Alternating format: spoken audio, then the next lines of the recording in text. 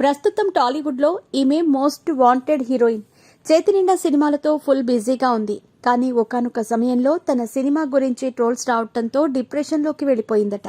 Social మీడియాలో తన గురించి వచ్చిన ట్రోల్స్, కామెంట్స్ చూసి ఎంతో బాధపడినట్టు చెప్పుకొచ్చింది. ఇంతకీ ఆమె ఎవరంటే ప్రెజెంట్ టాలీవుడ్ లో ఉన్న స్టార్ హీరోయిన్స్ లో మీనాక్షి చౌదరి కూడా ఒకరు.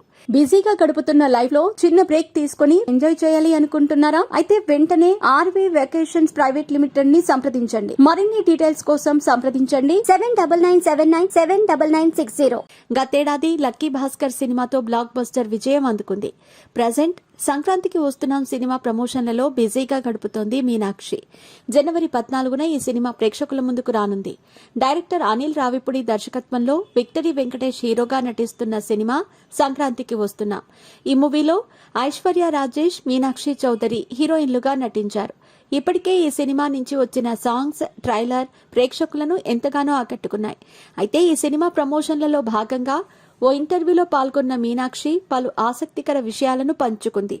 కోలీవుడ్ స్టార్ హీరో విజయ్ దళపతి నటించిన గోడ్ సినిమాలో హీరోయిన్ గా నటించిన మీనాక్షి ఆ తర్వాత తనపై సోషల్ మీడియాలో చాలా దారుణంగా ట్రోల్స్ వచ్చాయని, ఆ వీడియోలు చూసి తాను ఎంతో బాధపడినట్టు ఆమె చెప్పుకొచ్చింది.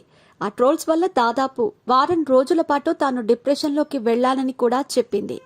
ఆ తర్వాత లక్కీ భాస్కర్ సినిమా రిలీజ్ అయ్యి మంచి విజయం అందుకుందని, అందులో తన నటనకు మంచి ప్రశంసలు కూడా వచ్చాయని, కథల ఎంపికలో మార్పులు చేయాలని అప్పుడే తాను నిర్ణయించుకున్నట్టు మీనాక్షి చెప్పుకొచ్చింది.